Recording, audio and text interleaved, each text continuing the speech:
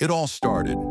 In August of 1971, a single televised announcement quietly transformed the global financial system.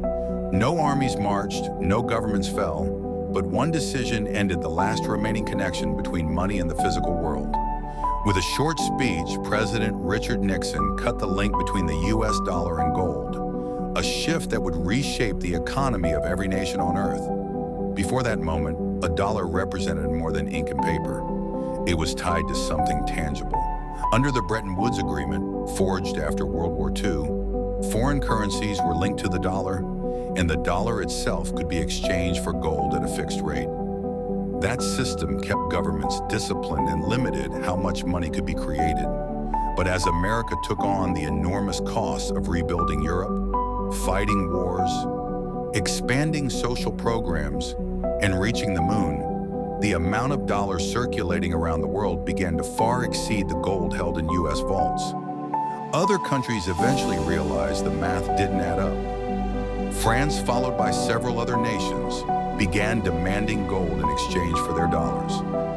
US reserves started draining at an alarming pace, and officials feared the country would soon run out. Faced with the choice of honoring the gold promise or preserving the US economy, Nixon chose the latter. On August 15th, he announced that the dollar would no longer be redeemable for gold. He described the measure as temporary, but it never changed back. From that day forward, money became something new. Currency backed not by metal, but by government authority.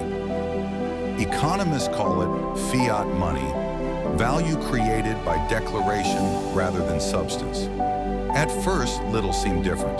Stores opened as usual and life went on. But the foundations of the financial world had shifted. With no hard limit on money creation, governments gained the ability to borrow and print far beyond what gold reserves could have supported. Inflation surged during the 1970s, prices climbed, and the purchasing power of the dollar fell dramatically. Yet the new system also enabled a massive expansion of credit and financial markets. Debt, once constrained by gold, became the engine of growth. Over the following decades, the world embraced this new dollar-centered order. Countries abandoned their own metal-backed systems and adopted fiat currencies.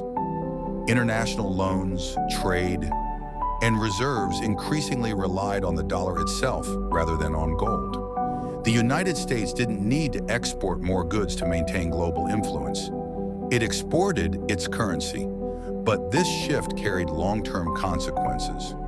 When money can be created without limit, borrowing becomes irresistible. Governments borrow to satisfy voters, corporations borrow to increase their stock prices, and individuals borrow to afford homes, education, and everyday life. What once represented value earned through work became value created through policy decisions and political strategy. Since 1971, U.S. national debt has grown from hundreds of billions to tens of trillions. The world now operates on faith. Faith that the dollar will remain stable, that debts will be honored, and that growth can continue indefinitely. Every financial crisis since then has been met with the same tools: printing more money, expanding credit, and pushing problems further into the future. What truly changed in 1971 wasn't just a monetary policy, it was the meaning of money itself. It shifted from something anchored in scarcity to something governed by belief. And belief, throughout history, is vulnerable. The modern economic system, characterized by constant inflation, rising debt, asset bubbles, and dependence on government intervention, traces back to that single night when the gold window was closed. The world has been running on confidence ever since, and each generation grows up thinking this is normal because they've never known anything else.